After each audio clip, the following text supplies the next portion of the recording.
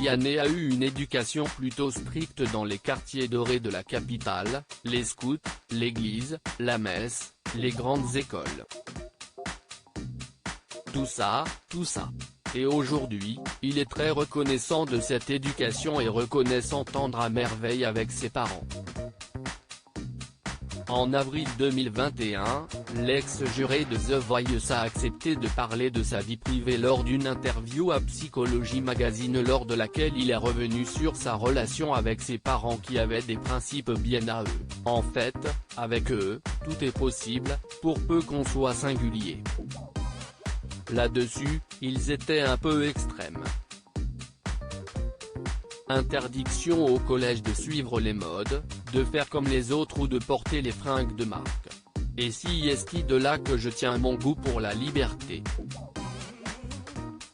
D'après Vianney, ses parents essayaient de transmettre des valeurs à leurs enfants, ils mettaient un point d'honneur à ce qu'on ait de l'empathie pour ceux qui ne vont pas bien.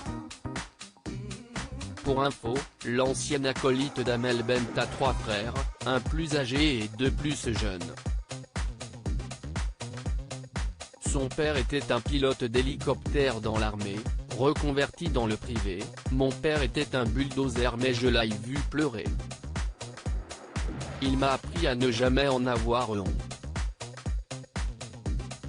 Il nous a donné le droit d'être fragile, a précisé l'interprète de Beau Papa dans cette interview. Quelles études a fait Vianney? Vianney en est parfaitement conscient, il a bénéficié d'une éducation privilégiée. En effet, il est allé au collège Notre-Dame des Oiseaux, une institution privée très BCBG. À la fin de son collège, l'artiste a commencé à s'ennuyer et a demandé à ses parents d'intégrer la pension militaire de Saint-Cyr, où il s'est découvert une passion pour le rugby. Durant son adolescence, il a été scout et a récemment confié garder un très bon souvenir de cette époque. Après son baccalauréat, il a suivi des cours à l'ESMOD, car il espérait devenir styliste, puis une école de commerce, où il a appris à parler anglais.